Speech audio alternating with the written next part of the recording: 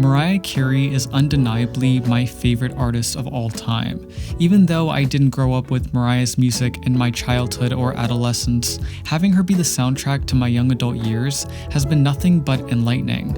I get really excited when it's time to do a video on her because it reminds me of the projects I would do in high school, except now I get to study someone I'm actually interested in, and everything about Mariah interests me. She has such a lengthy and groundbreaking career that it's almost criminal people from my generation don't know that much about her. If there ever was an academic course on Mariah Carey, and let's just say for hypothetical purposes I was the teacher, one of the biggest lessons I would have is on Mariah's long-lost album, Charmbracelet. You see, there are a lot of Mariah fans that will run up the chance to tell you how glitter is underrated or how the emancipation of Mimi saved Mariah's career, but no one ever gives any love to Charmbracelet. Released nearly 1 year after Glitter, this was Mariah's first attempt at making a comeback to the public.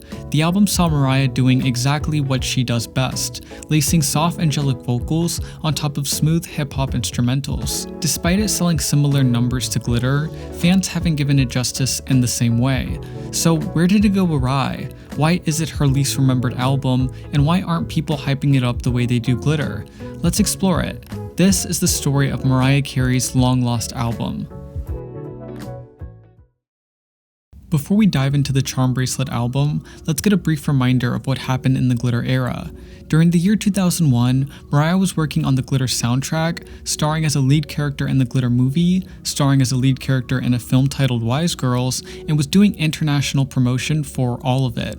To put it simply, Mariah was working herself to the bone, and part of it was because she had no choice. This was pre-social media era, so if Mariah wanted her projects to do well, she had to go everywhere to promote it. The problem arose due to Mariah having no personal assistant to tell people when it was time for her to stop, eat, and sleep. She would work 21-hour days for 2 to 3 months straight, with her management, label, and family pushing her to her limit. Mariah's body eventually gave out, and she had to be hospitalized. The media, per usual, was heinous to Mariah's mental health.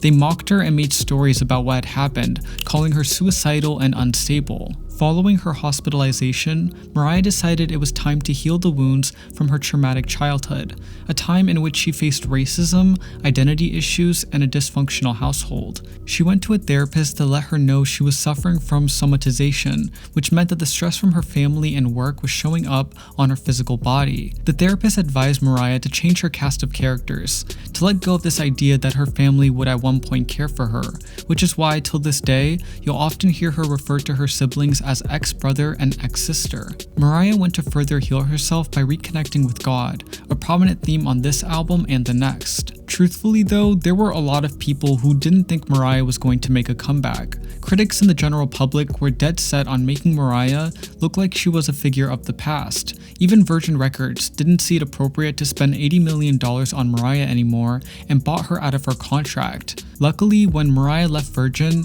there was still a bidding war between labels trying to sign her. She ended up negotiating a deal with Island Def Jam Records, reportedly worth $20 million. Leor Cohen, the president of Island Def Jam, said to New York Times, "She has the voice and ability to communicate emotions simply. That to me is the key, to get her back to that, and not allow the frame to be gaudy or too big, but let the picture show itself."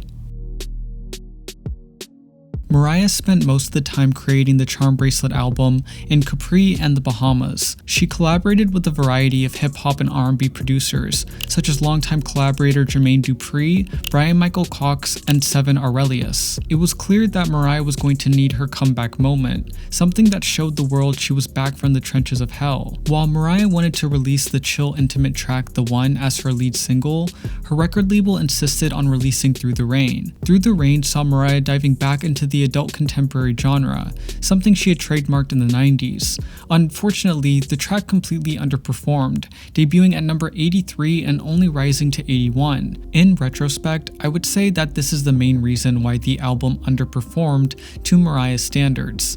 It's not at all that the album was trash, because quite frankly, the album is pretty damn good. There are so many songs that beautifully intermix Mariah's whispery voice on top of jazzy and groovy instrumentals. No one can beat Mariah at that. The problem is that her record label did not understand her as a human being or as an artist. They did not comprehend Mariah's glamorous persona or her innate love for hip-hop.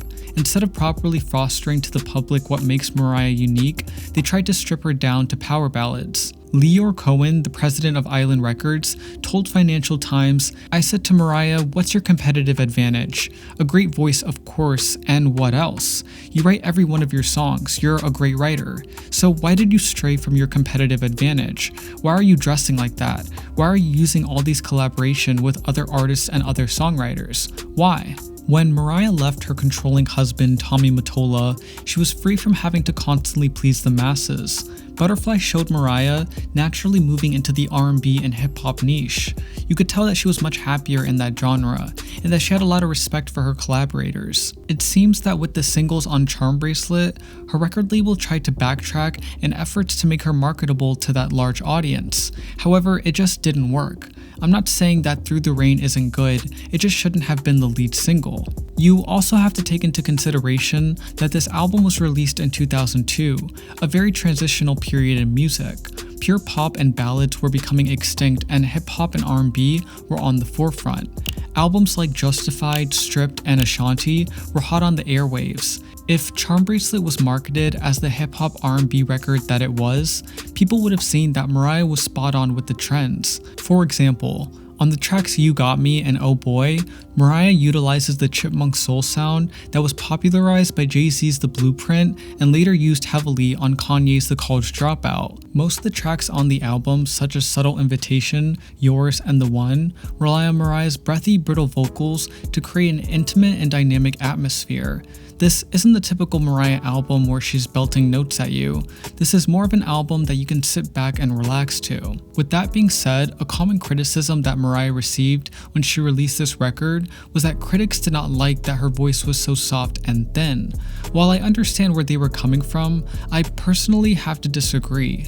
I think there's nothing more satisfying than watching Mariah's voice change throughout the years, from its silkiness on Daydream to its raspiness on the Butterfly record. Each one just has such a distinct energy, and it's part of what makes her such a versatile artist. Other highlights off this album include the song Clown, which takes shots at the rapper Eminem. For those of you who are unaware, it was alleged that Mariah tried to get Eminem on this record, but some miscommunication happened that led Eminem to believe he was dating Mariah. She heavily denied the rumored relationship, but Eminem continued to talk about it in the press and in his music. Of course, it wouldn't be a Mariah album without a few ballads. One to pay attention to is Sunflowers for Alfred Roy, which is a tribute to her late father who died during the creation of this record. Charmbracelet is an emotive, deeply personal, and consistent record. It sees Mariah in her element, and its sound is a precursor to what she would create in her next record, which we'll talk about in the soon future. I hope that in the meantime, this video gave you the motivation to take another look at the Charmbracelet album, as it's definitely a hidden gem in Mariah's discography. Thank you so much for watching. If you enjoyed this video, then I'd be forever grateful if you liked, comment, and subscribed. If you would like to know when I post my next Mariah Carey video, then make sure to hit the bell button after you subscribe. And lastly, if you would like to keep up with me, then make sure to follow Flashy Magazine on Instagram. That's all I got for now. Thank you guys again for watching this video, and I will see you guys with the next video real soon.